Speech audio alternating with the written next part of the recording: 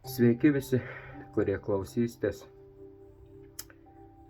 Šį kartą norėčiau pasidalinti, tiksliau papasakoti apie save, koks aš buvau vienu gyvenimo etapu, kada aš vartojau alkoholį. Kaip aš buvau didžiausias, jeigu ne didžiausias, tai bent jau tikrai didelis egoistas, savanaudis. Gyvenimas buvo tikrai nevyks ir nekoks. Tai dar noriu pasakyti, kodėl tai darau.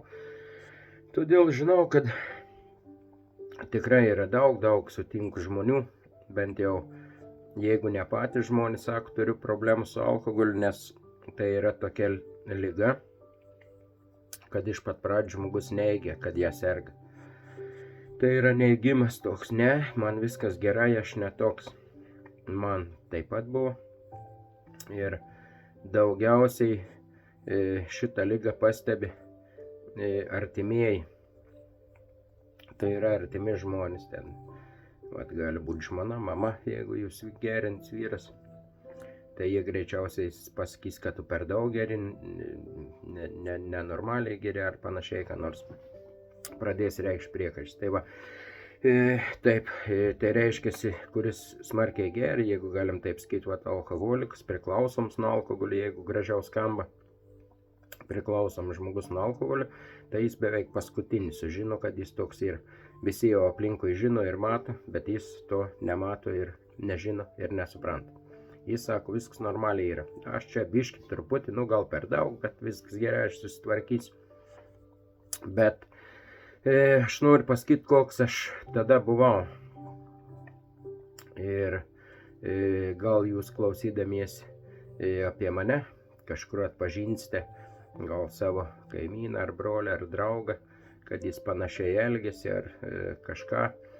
Galbūt jūsų šeimoje yra žmogus, kuris vartoja, yra priklausomas nuo alkoholio ir jis taip pat nepripažįsta, sunku gyventi su tokiu. Jūs norit padėti ir niekaip negalite to padaryti.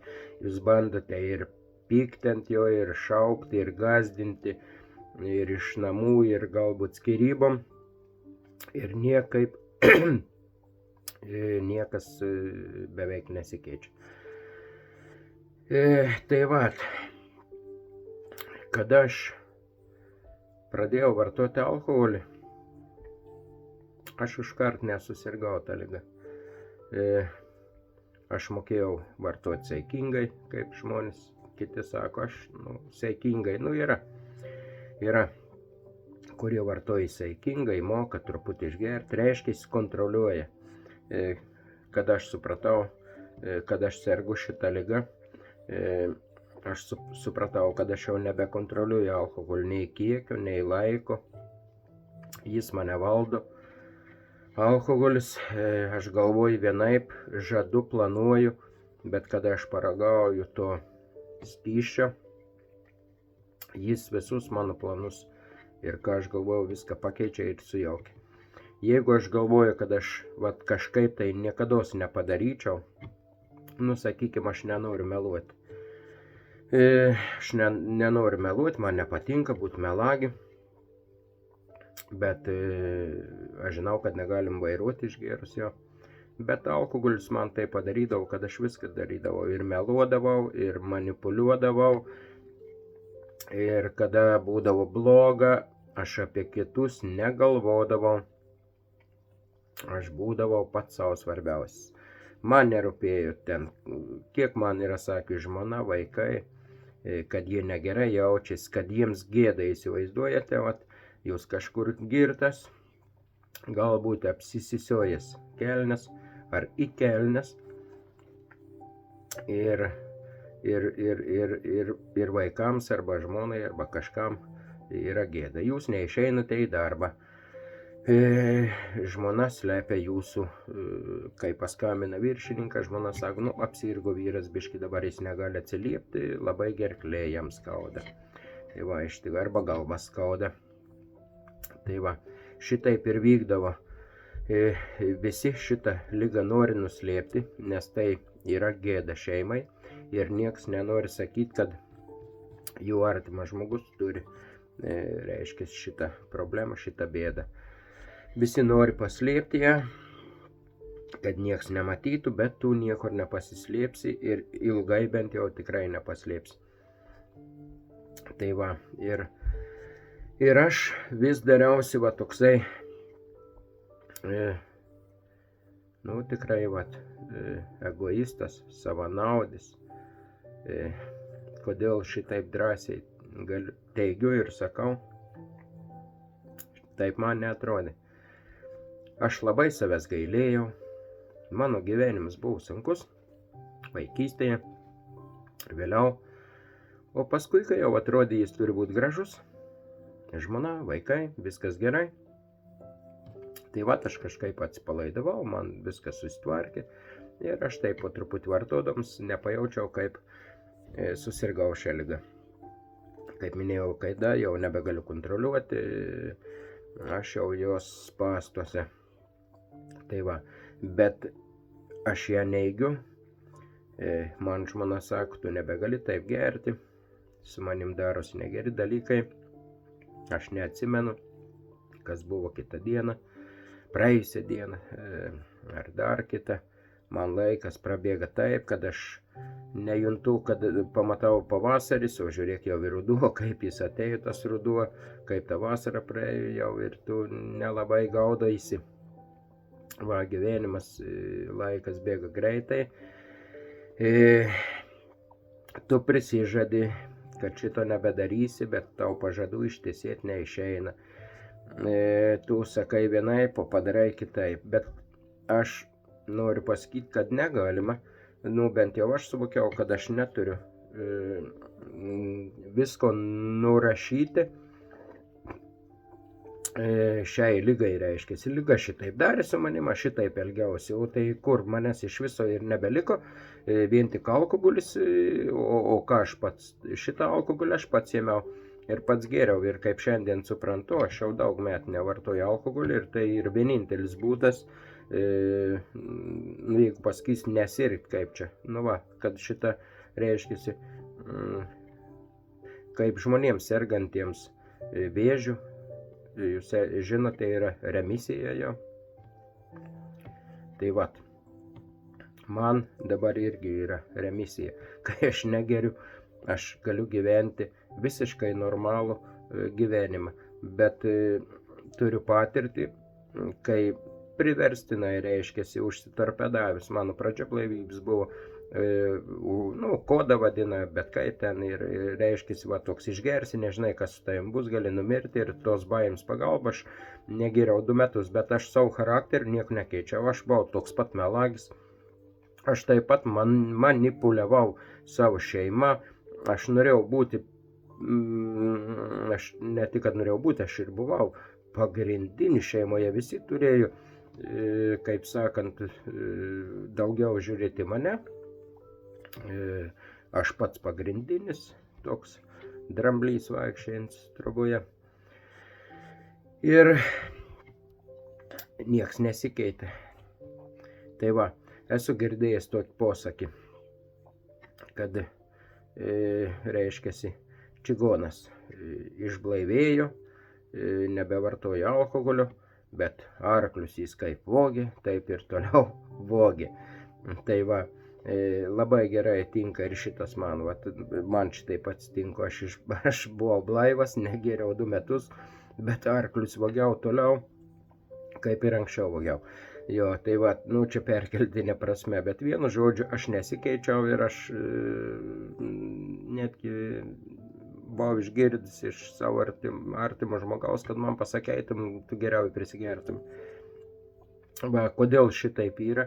Todėl, kad neužtenka nevartoti vien tik alkoholių, kaip aš supratau, čia man tokia patirtis. Neužtenka nevartoti vieną alkoholį, tu turi keisti savo charakterį, tu turi keisti savo gyvenimo būdą. O tas gyvenimo būdas, tai kas yra, tu turi nustoti manipuliuoti žmonėmis, tu neturi būti savanaudis, tu turi žiūrėti ir kitus žmonės, tau turi kiti žmonės rūpėti. Čia labai atitinka šventą raštą, nes mano visas kanalas faktiškai yra apie, aš viskas susiję su Dievo žodžiu, su Dievo meile. Ir taip, žmogui pačiam pasikeisti, aš galiu pasakyti, neįmanoma, man neįmanoma. Vieni žmonės vadina aukštesnėje jėga, kiti Dievo, kiti pripažįsta, kas. Bet aš galiu pasakyti drąsiai, kad mane pakeitė, man padėjo pasikeisti. Jeigu aš būčiau nenorėjęs, Dievas manęs, aišku, neprivartavo, bet man padėjo pasikeisti Dievas. Ir aš pasikeičiau. Šiandien gyvename su šeima darniai daug metų yra. Bet aš nustojau melavęs, manipuliavęs žmonėmis. Aišku, aš nuodėmingas, aš suklystu, padarau klaidų, bet aš tai nedarau tyčia. Šiandien gerai suvokiu viską ir suprantu.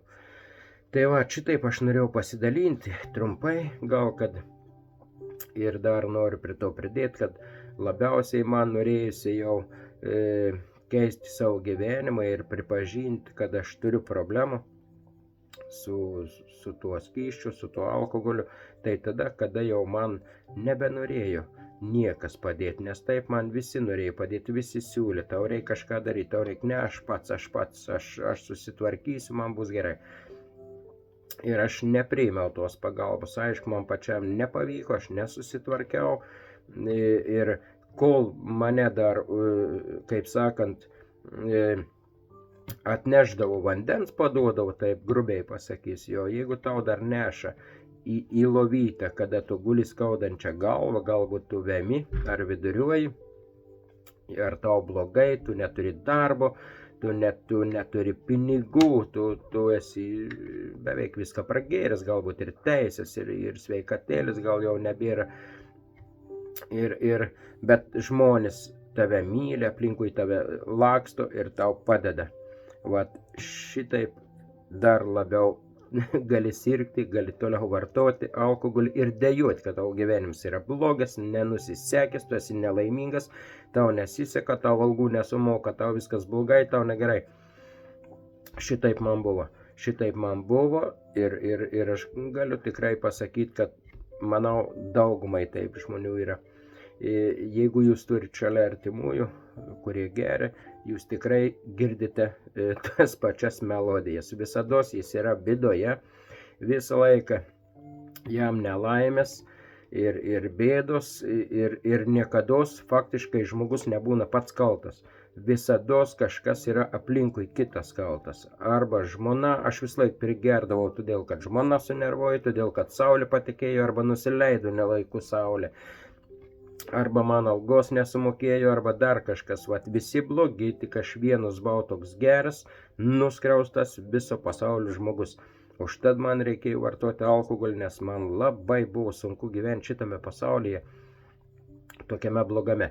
Bet kad pasaulį reikia keisti ir į gerą, ir tai reikia pradėti nuo savęs, o nereikalauti žmonos, kad ji pasikeistų, kad ji nebebumbėtų, nebešauktų, aš to nesupratau. Kad aš turiu sustoti, pirmą vartojus alkoholį, pasikeisti pats, pradėti mylėti kitus, tada ir kiti mane mylės. Kad aš turiu neteisti, nesmerkti, nekritikuoti, daug ką turi žmogus daryti.